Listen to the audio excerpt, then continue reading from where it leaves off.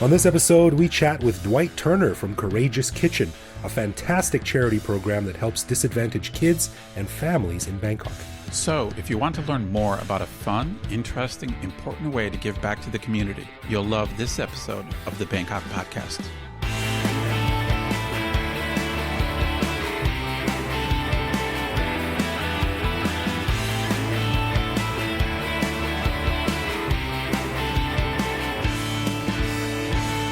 Sawadee krap and welcome to the Bangkok Podcast. My name is Greg Jorgensen, a Canadian who followed a friend to Thailand in 2001 looking for the Holy Grail.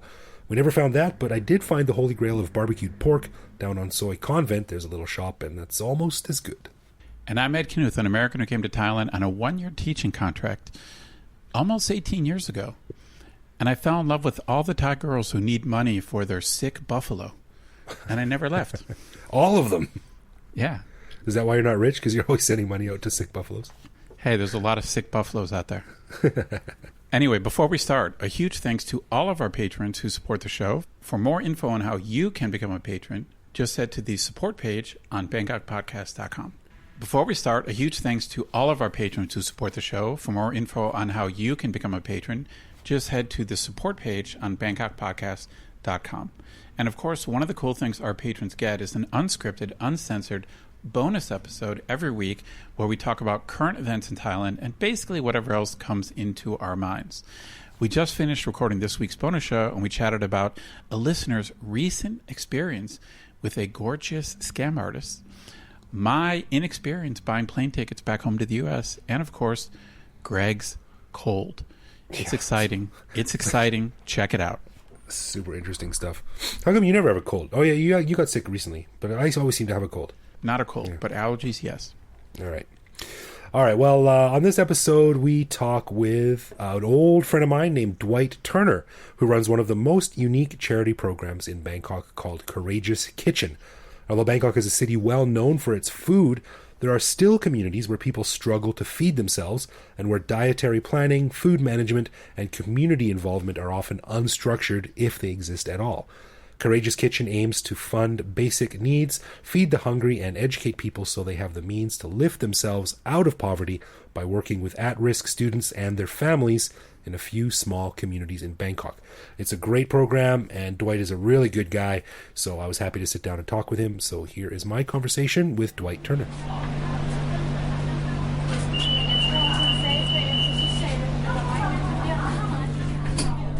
All right, well, we are super happy to have an old friend of mine, Mr. Dwight Turner, on the Bangkok Podcast. Dwight, it's been a long time since I wanted to get you on, and we don't see each other too often. We finally ran into each other a few months back, and we set this up, so I'm super glad you're here.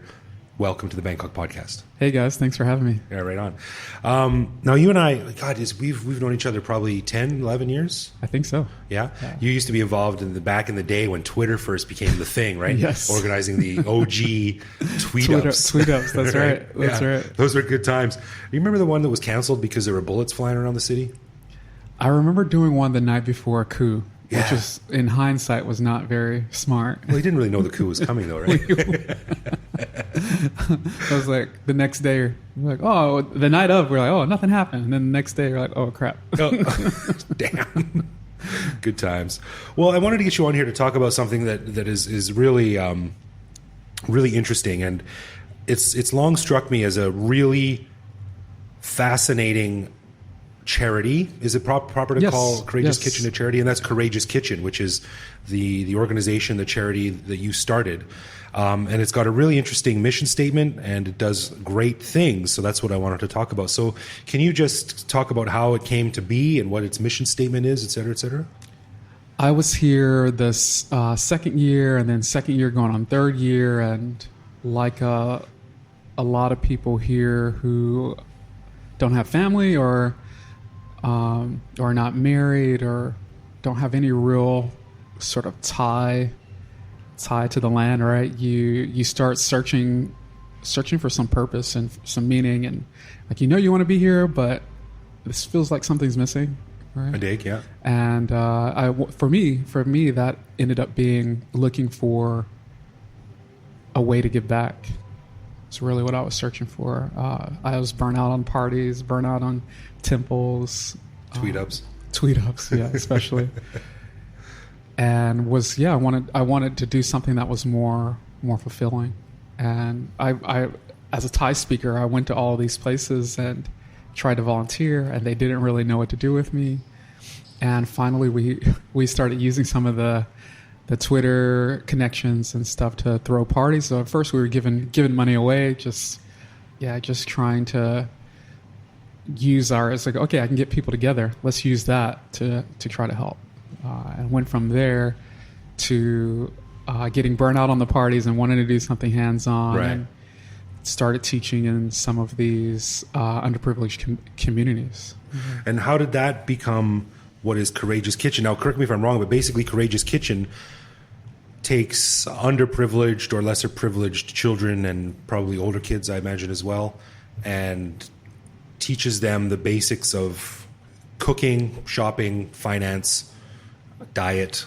I mean, am I on the right track? You're on the right track. It's not that sophisticated. No? We do, the first thing that we do is food aid. So we do cash assistance, we do rice distribution, a lot of cooking stock items, mama, cooking oil, that sort of thing, as well as occasionally some kids or baby clothing.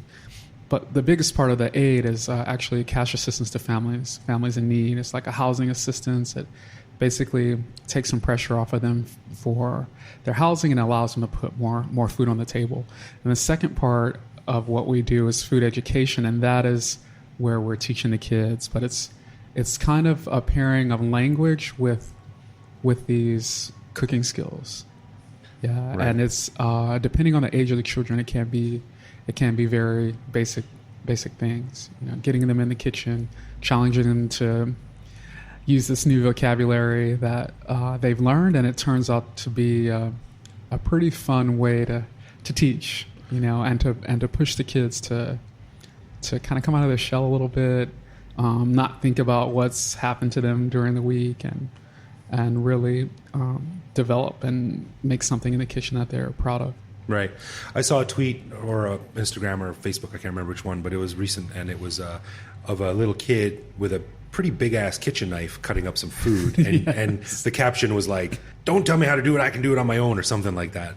And I thought that was really interesting because it looks so simple. It's just a kid cutting up onions with a knife or something like that. But from his perspective, and I've seen this with my own son, that's a pretty big deal because they've got this interesting, dangerous thing.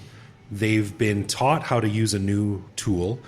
They know that people have the confidence in them that they can use it, and they're sort of being trusted to learn this new skill. So it looks like, oh, he's just cutting a vegetable, but there's a lot more to it. There is. I mean, a lot of the kids in our community, they're home with knives and all of this stuff anyway. Well, a lot of times without supervision, they're responsible for feeding their younger siblings and things like that. Even if the parent is there, the mom might be preoccupied with the baby or something. So it's like we're going back and giving the kids that have this stuff in front of them anyway the resources to be confident about what they're doing, how to be safe with the knives, how not to blow up your apartment with those those gas burners and everything. It's yeah. To avoid nicknames like Nine Finger Psalm Chai. Yes. Yeah. So do you work with primarily refugees, or is it Thais, or everyone? I work primarily with refugees. I'm hoping to expand to some Thai communities as well. I think what we've seen happen with the refugees is a like a template that we can adapt to more similar communities. Yeah. And the kids. I mean, these kids have been through a lot and have some, pretty tough situations. Like the main community that I serve, their community where people do go out and scavenge for food, So they'll go to the local market, grab things that the vendors have thrown out, any sort of fruit that doesn't look nice anymore, and take it home. And so it is a place where when I started working in the community, talking about food wasn't really a happy topic. Right. This is what I love to talk about, but people weren't weren't excited to talk with me about Wow. food.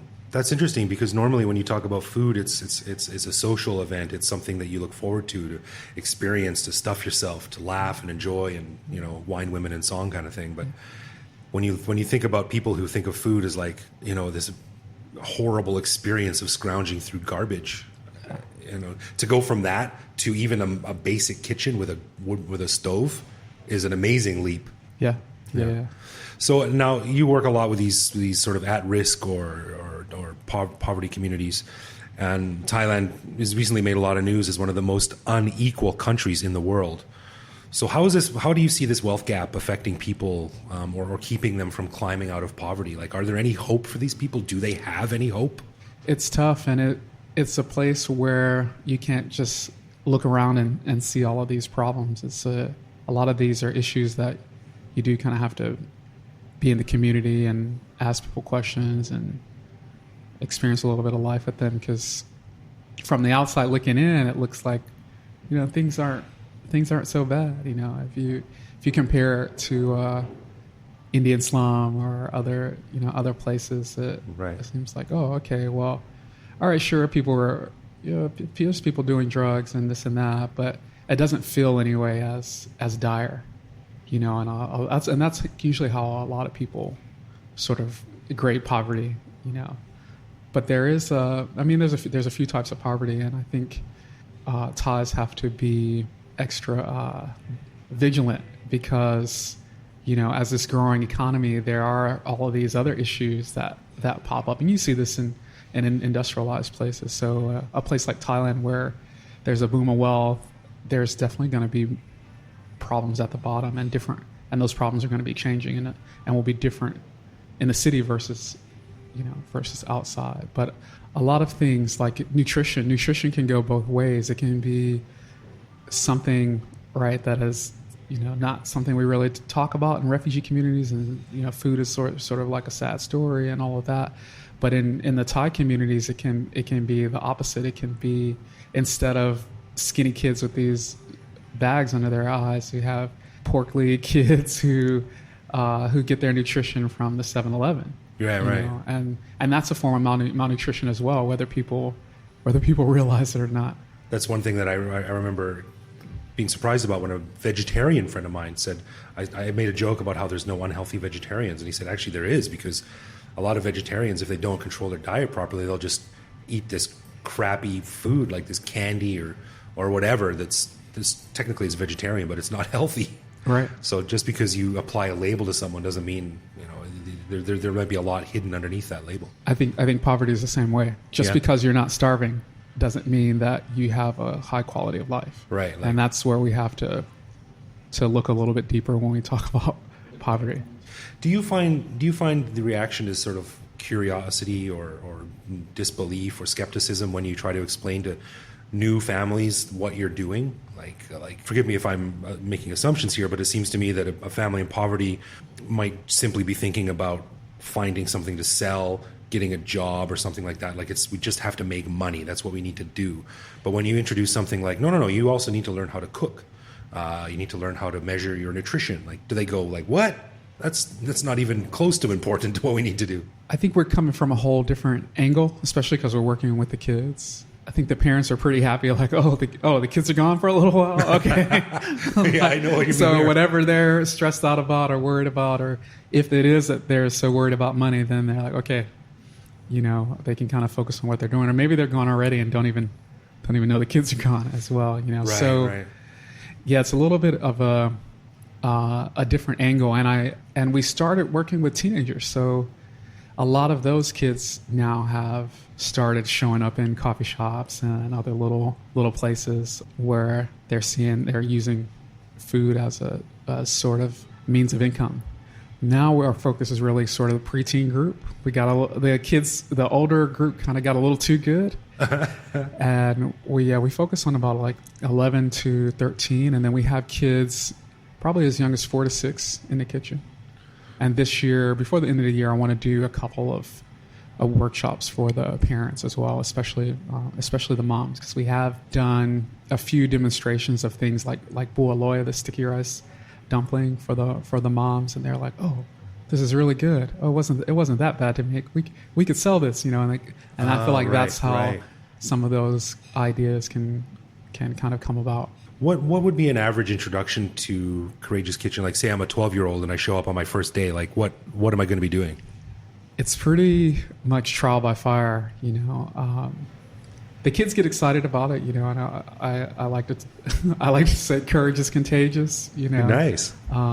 You either learn by watching or you learn by panicking, right? So we get the kids to the house. They have maybe hour and a half, 2 hours of English. After English, you have to cook lunch, and that could be something which sounds simple, like, for example, making grapao, which is the spicy pork and basil dish with chili and garlic and all of that. One of my all-time favorite Thai dishes. Sounds simple enough. You know, it's a stir fry, so you got to throw everything. But we make the kids crack the egg and fry the egg up and all of that. And we just did that with our 8 to 10-year-old class, and it was a task. Yeah? Is it kind of like controlled chaos? Kids running around screaming and dropping eggs? Sometimes not so controlled. You know?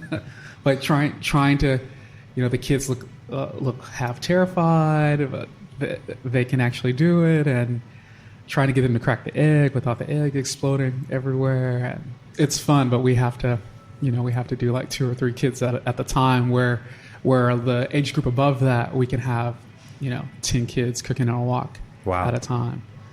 Because they're more experienced and they're a little bit taller, they can see above the gas range. You know. My eyebrows keep getting singed off eye level with the burner.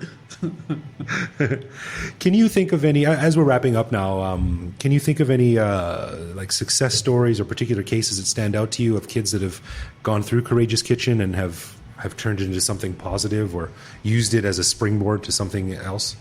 I don't know if you remember me hanging out with a guy, Ryan, from some of those early Tweet Up days, but he has since gone on to from a kid who didn't finish high school to being like a software engineer in Silicon Valley. And really, yeah, wow. I'm messaging him like, hey, does your workplace have a giving program? you know, so I think he's kind of the dream story. He had an opportunity to go to the U.S. with his family and got there and really hit the ground running. Where was he from? Knew what he wanted. He was from China. The moment I have a family at the moment from Sudan. Their food is amazing. It's like when the mom cooks, it's like restaurant quality food. They're hopefully slated to go to Canada. You know, so there's some stories like that are pending. Good choice. And then if you've seen our documentary, a lot of the folks that were featured in the documentary have now. One of the reasons we were able to publish it is because they have now gone on to the U.S., to somewhere in Europe, to New Zealand or Canada or someplace like that. Yeah, and they are definitely big success stories. Just getting there and starting a new life. Some of them, the younger ones, having an opportunity to study. It's like a big deal. I'll be headed back to the U.S. this year to see one girl who spent 2 years here in jail. Immigration jail, basically, and was finally freed. I'll go to her high school graduation this summer. No way! Wow. Yeah, so that'll be a pretty big deal. But there's not a ton of stories like that. But when something like that does happen, it's pretty special. And I don't necessarily think that a successful story has to be something like that. Mm-hmm. A successful story could be something as simple as a kid learning how to cook muffins and sell them on the street. You know, like that's a success story from a kid that comes from nothing to learn how to a little bit of self-reliance and courage and something. Yeah, exactly. Or it doesn't necessarily have to be this big explosive story of this amazing Silicon Valley or whatever, as happy as we are about Ryan.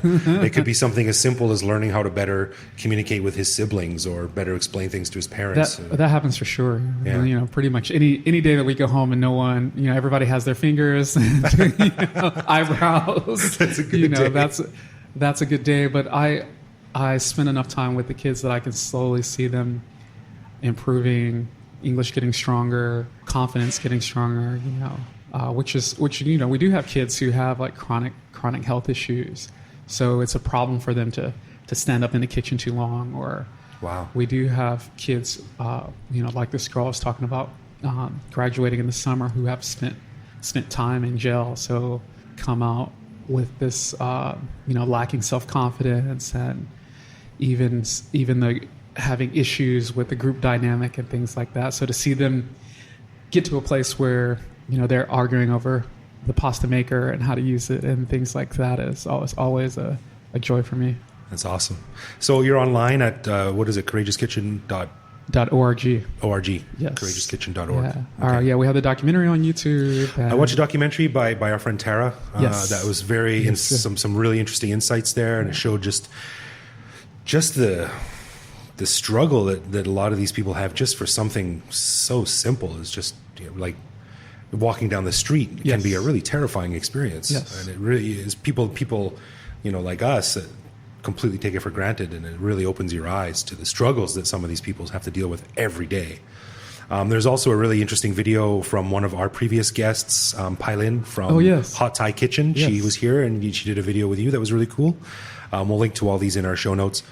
But the most important question I want to get out of the way is, if someone wanted to help, what's the best way to do it? Is it simply like throwing some money at you, or is it donating time, or what works best?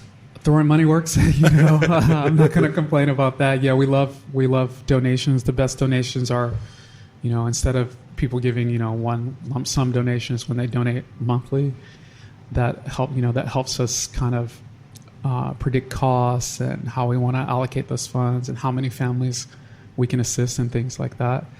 But also, when you're passing through Bangkok, come to a cooking class. A big part of how we do our fundraising is being able to offer tours, cooking classes, and street food tours, and things like that. And so we're trying to get to a point where we are more sustainable and not completely dependent on those donations as well. Right on.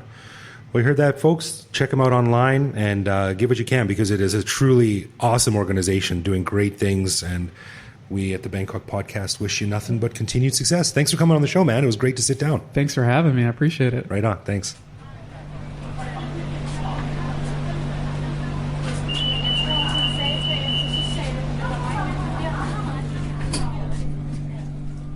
Gosh, that was pretty cool. I really didn't know much about it, but it kind of shows you how you can take a very simple idea and help a lot of people. Indeed. And it really sort of opens your eyes to something that most of us just totally take for granted, like making some food. That seems like an easy thing, but there's a lot of sort of like bullet points within that main thing that a lot of people might not have experience with, and they can get real value from too. And like Dwight said, when the act of eating becomes something that you don't look forward to flip the script and change it into something that's valuable and enjoyable is a huge leg up for a lot of people. Oh yeah, that's genius. It's genius. But I just love how it's just a basic concept, well executed, and it shows that to help people, you don't need some like super sophisticated scheme. Right? It's just like basic life skills, and it helps a lot of people. Yeah, totally. So thanks a lot, Dwight, for coming on. And I got to say, Dwight is, I don't see him too often, but he's genuinely one of the nicest, most kind-hearted, selfless people I've ever met. He's just a really, really, really cool guy. So it's great to see that, he got all of his partying out of his system, as he said, and he's given back. So, I think it'd be a better world if we could all be more like Dwight. Agreed. All right, well, let's get into some love, loathe, or leave. We've got an update this week. After quite a surprising number of emails and messages from our listeners out there, I think we need to update the name of this segment. What do you think? I have to agree with this. I think the problem with love, loathe, or leave is that there's really not that many things that would actually cause us to leave. And so you end up with like love or loathe, and you don't really have anything in between. You don't really have anything that's kind of indifferent. So what's your solution? Well, a quick background. This segment was proposed by Evo in season 2, and it's been a great one. We've run with it, and I think a lot of people like it. But the leave thing. Obviously, you and I have been here coming up on 18 years. I don't think we're leaving anytime soon. Evo left. So for him, it makes a lot of sense. Right. I think we're going to change it to love, loathe, or live with. So if it's a particular element of living in the city that we love, a particular element that we really don't like, or if it's something that we can just be like, we can live with that. I agree. I love this change. It's much better because, like, the bottom line, loathe means it could possibly drive you to leave. So I think loathe and leave are a little bit too close together. So love, loathe, or live with. I like it. Yeah. Okay. So let me roll into the intro again, and I'll use the new title, and we can start it. Okay. Okay. Go for it. All right. So here we go. All right, let's get into some love, loathe, or live with. And that's where one of us surprises the other with a particular aspect of living in Bangkok, which we then discuss and decide if it's something that we love about living here, loathe about living here, or we can just kind of live with it. So this week, Ed, it's over to you. Okay, I got a really easy, timely one. It's Songkran. It's that time of the year. Of course, people are going to escort you with water. No doubt about that. But what's your take on strangers putting their hands on your face and rubbing wet, chalky, white paste directly onto your face? What do you think about that? Interesting, yeah. And we just did a bike ride last week during Songkran, and we got splashed and attacked a few times, and I got a couple of young kids wiping paste all over my face. You know what? I love it. You actually love it. I think of it as sort of almost like war paint, like as a testament to my embracing Thai culture. Like, yeah, that's right. I'm out there on the streets. I'm getting shit done. I'm talking to people. I'm doing the thing. I'm culturally aware. It's like battle scars. I think it's like battle scars. I don't like when it gets in my ears, but beyond that, I love it. Well, I got to admit, I partially brought this up just so I could state my own opinion, which is... I really loathe the face touching. It's so funny because I'm not one of those people that has you know how some people, they don't like to be touched. It's like, they're like, don't touch me. I'm not like that. Whatever. I get it. Like, I'm not a super affectionate guy, but I'm not one of these people that doesn't like when people touch them. But it all depends on context. But there's something about Songkran. It's like blasting people with water. I understand. It's not like I always like it. Like, if I don't want to be wet, I don't always like it.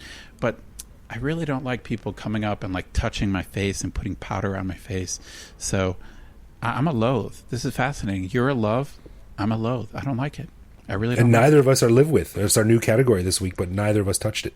Yeah, that's right. Well, yeah, I definitely will use that live with option later. Yeah. But here, I'm going straight to loathe.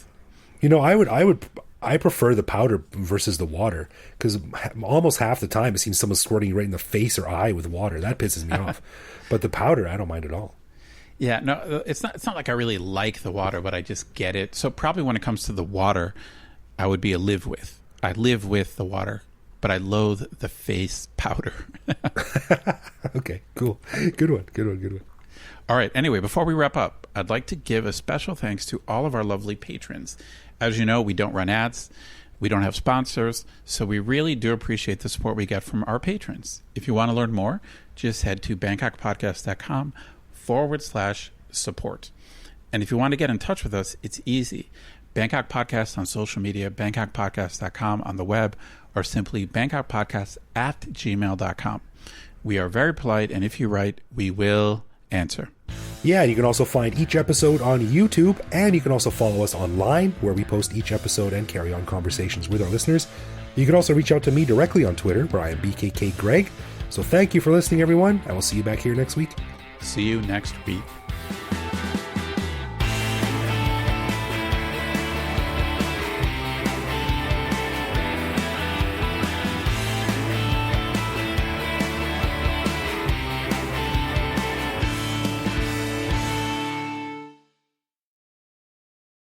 Dude, recording with no aircon and no fan when it's 40 degrees outside is not cool. I need a quieter air conditioner.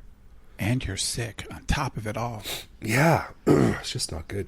For those who can't see me, I've got a like Aunt Jemima do-rag on my head now because I just shaved my head this morning, and as you may or may not know, when you do that, it makes sweat particularly susceptible to just dripping right down your face like water poured on a bowling ball.